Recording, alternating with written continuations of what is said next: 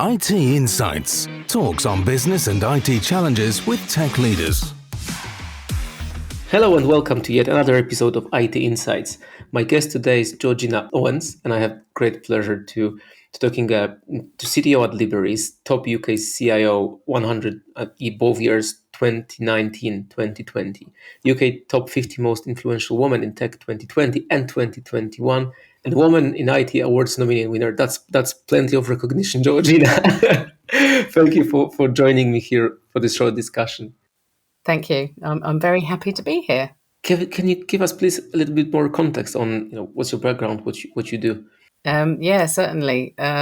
So I've worked across multiple different industries, telco, finance, media, primarily in large enterprise organizations, up until about 6 years ago when I made the move to smaller size startup kind of organizations, and now work in a scale up fintech, but also spending a lot of time mentoring with founders and smaller organizations.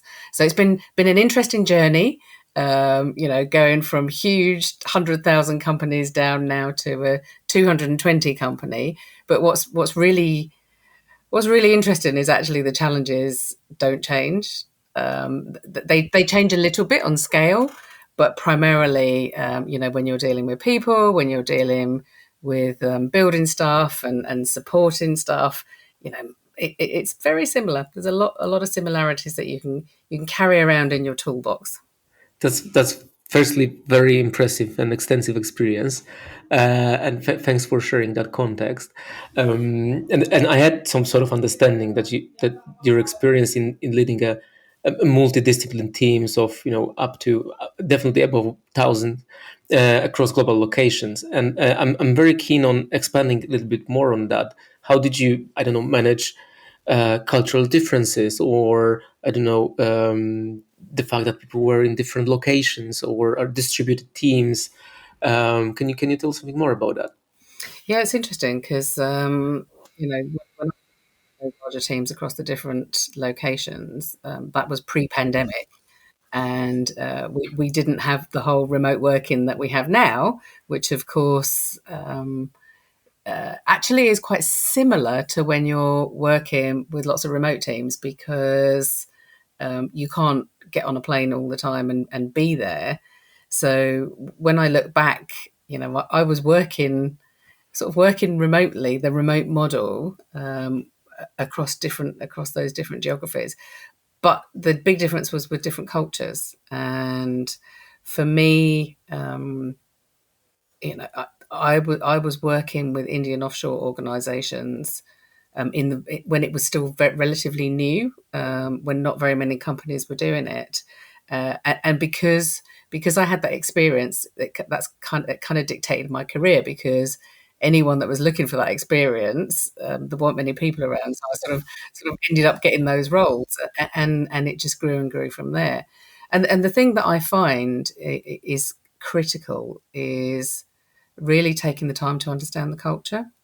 Mm-hmm. So if you've got a team in India, if you've got a team in Romania, if you've got a team in Poland, if you've got a team in the US, culturally, they're all very, very different. Oh yeah. And I think you need to do your research. I think it's really important to do your research. And one of the things that I found was really successful is when I was working with a new team in a new country, is ask them what their challenges are. Just straight away. Yeah, just go, straight away. Play simple. Yeah. But then start to have some group meetings with everybody at all levels and say, what are your challenges? Not from a work point of view, but from a life point of view. What are the things that you have to think about? And one very real example in India, when everyone was going into the office, travel was always a massive, massive challenge, especially if you were working somewhere where you, most of the organizations work to the time zone of the country that they're in. which meant that they'd be leaving the office at sort of, very late at night, and you can't, the public transport's just not there. And that was a huge thing for all of the people. And by not making sure that was fixed, that would have an impact on your teams and their motivation. So understanding what those problems are, doing your research, making, really the other issue with working across geographies is you can tend to just have one interface. I think, I've always taken the time to go and visit and just talk to everybody and be available to interact with everybody in the team. That's a very interesting experience of working with an offshore provider, but that I guess that works well in the context of, let's say, global enterprise kind of organizations. But you said previously that it's funny how the challenges, regardless the size or the scale, you name it, regardless, the challenges are very similar. So what would be like the one challenge you could bring up, like as a challenge that is relevant to all kinds of organizations that you were facing? The culture that you want to build within an organization. What are your values? Being clear about what your values are, and not only being clear what they are, communicate them and stick to them. So, I have some really key values around no blame culture. Mm-hmm. I will not tolerate finger pointing. I really detest siloed working, where people don't take accountability for not just themselves, but for their colleagues, and therefore don't collaborate and work across teams. So, you know, that is my fundamental value, and therefore it's how I want to work, and it's how I want the people within my teams to work as well. And I will always take the time to have that conversation, that discussion, again with everybody in the team. I will walk around the team either physically or virtually, and I will introduce myself to people, and I will sit and I will chat with them and get to know with them. Um, even in the kind of 1,000-person team, okay, I couldn't meet every single person, but by pulling them together in a town hall, I could stand in front of them and I could make myself available, and I could make sure that my layers of management had those same values and acted and behaved in that same way. And that was me living through them into the team, because I could have taken the time to meet every single person, but I probably wouldn't have got anything else done. But that's for me is my top tip. It's no good saying, oh, we really believe that we don't have a blame culture, and then the next day, this broke. Who broke it? Who was responsible? That is not living your values. That is Yeah, complete. you clearly have to walk the talk, and I really like the bit you said about values that actually have to be translatable and visible, clearly visible in actions and behaviors. Without just walking the talk, it's just empty words. It's silly. And I wonder how, because the topic of this conversation, the high level topic of this conversation, was to be building a tech team, and you started with this very important statement that you have to start building the team with the culture in mind first, or with the culture first approach. And I wonder, how do you do that when your goal is to, or when the challenge you're facing is to pull together a team that's never worked with themselves. These people never work with themselves, with each other before. How can you even, how do you set up a culture in an environment like that? Can you just bring them all up in the town hall and say, these are the values we should be pursuing? Or how do you come up with something like culture? Is it something that's built down up? And how is that applicable to all of these scenarios? Just Yeah, top of mind. yeah. It has to be top down, for sure. Um, and I think when you're building a team, having a very clear operating model defined, and explaining that to people. So if I make some decisions about the way that I want to structure things, being able to justify why I'm doing that and why I'm making those decisions, I think is number one. And I can give you some really tangible examples where I've had people come to me and say, well, I don't think I should be in this part of the team. I think I should be, somewhere else in the team. And I've said, why do you think that? Well, I can't do my job where I am. And I've asked the question, what's stopping you from doing the job where you are? Because as far as I'm concerned, we're one big team, and we achieve through influence and collaboration. So who is stopping you from doing your job where you are, and what difference does it make? And that leads to some kind of blank faces, because there isn't really an answer to that.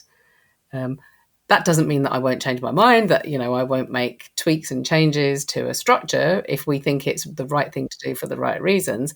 But it's not going to be because I don't think I should be positioned here, I should be positioned somewhere else. And it's having those open and frank conversations with people. Sometimes difficult.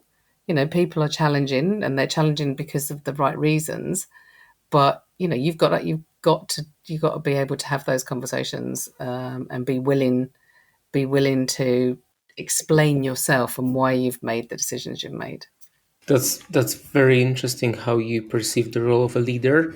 It clearly appears that you believe leader is accountable for, or should have, this very much human-centered approach, and putting people first approach, prioritizing this people aspect within a team.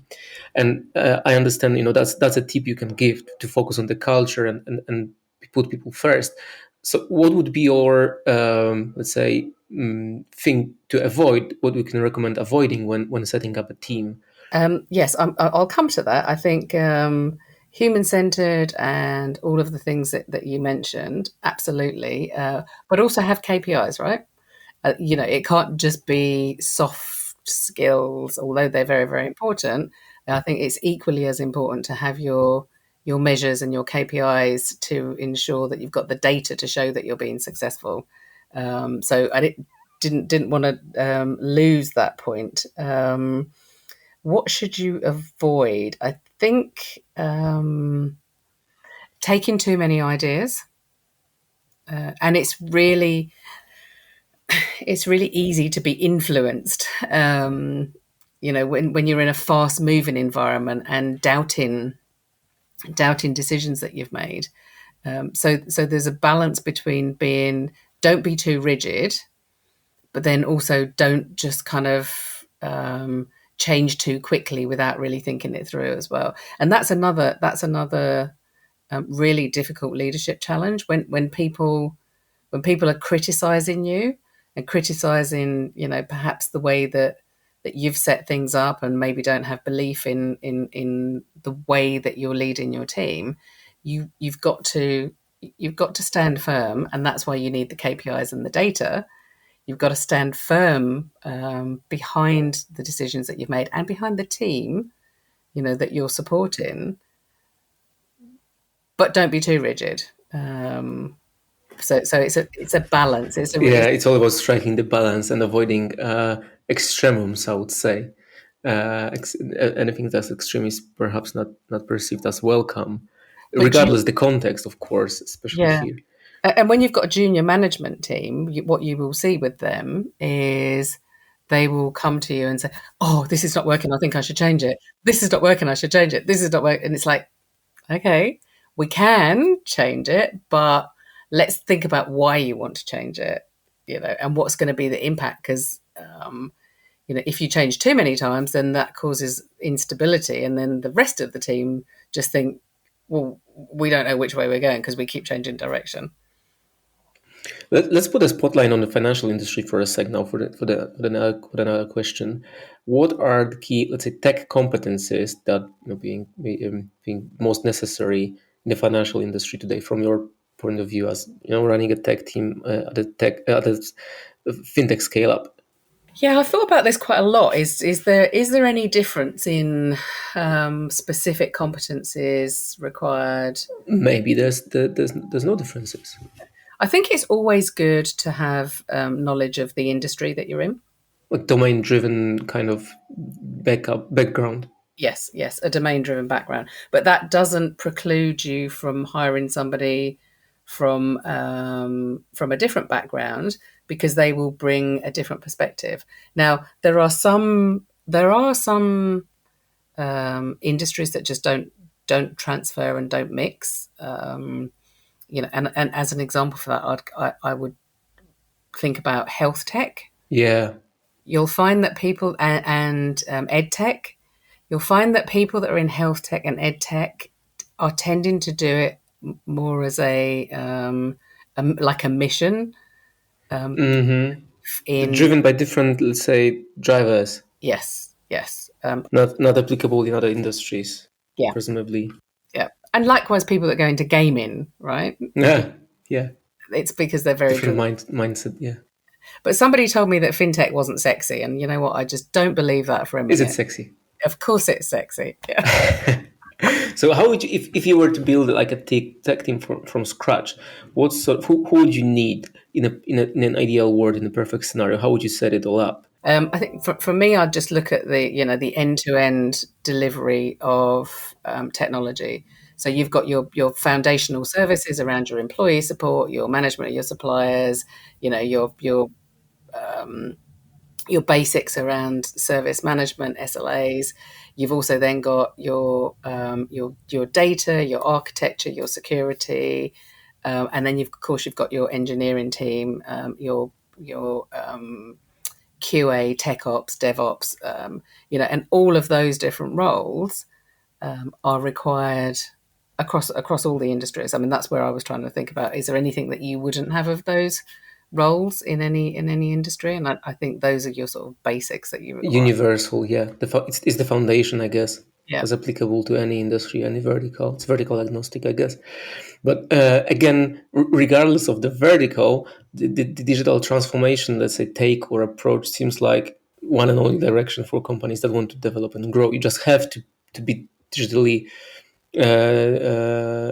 driven. Yeah, and but at the same time, there's a huge gap to bridge when it comes to IT skills available, and there's plenty of sourcing approaches to do that. How do you tackle your IT skills gap challenges? What's your sourcing strategy? I think for me, there's two things. There's smart sourcing, and then there's right sizing. And I think one of the things that you have to decide first is what is the blend that you're going to go for. Are you wanting to have 100% fully permanent people, your own people, and that's it? So that's what you're going to do. Are you going to go for a mix? Do you need to flex? What kind of business have you got? Do you have a 70-30? So you've got 70% permanent and 30% flex, where you'll be working with a partner, for example.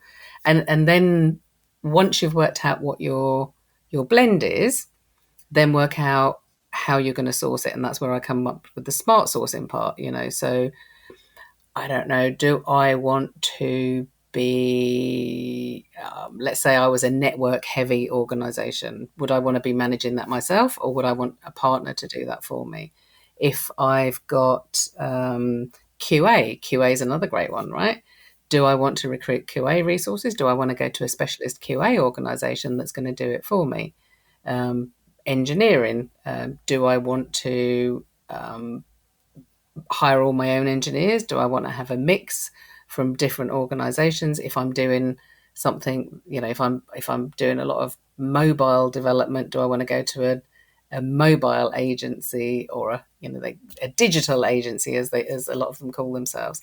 So I think it's really important that you build that model yourself. What is the balance of your own resources and other resources, and then which parts do you want to do yourself and which parts do you want other people to do? And then even beyond that, you can have models. You can have fully outsourced model, you can have augmentation model. What works for you? Managing an outsourcer is very different to having people that you embed within your teams on a more of an augmentation model. Definitely, indeed, it is very different. But my next question is, how important is the cultural aspect or the cultural similarities when it comes to choosing the right partner? Because you said that you would prioritize the culture when setting up a team. Would you also, that's my question, prioritize the culture and the cultural fit when choosing the external partner to work with? 100%. 100%. Yes. It's got to be a good fit for you and for the organization. You can have a contract, you can have an outcome an outcome defined contract with KPIs and deliverables. But if you don't get on with the people, or if the people don't get on with your people and they don't work well together, then it's a useless piece of paper. So yes, cultural fit. And you know what? I think you go with gut feel. You talk to the people, you talk to other people that have worked with the company, find out what their experience has been. And I think flexibility from the organization that you're working with, test that flexibility really quickly. Are they able to respond to requests that you have, where you need to change direction, for example? So yeah, I think all of those things are really important in the partner that you choose.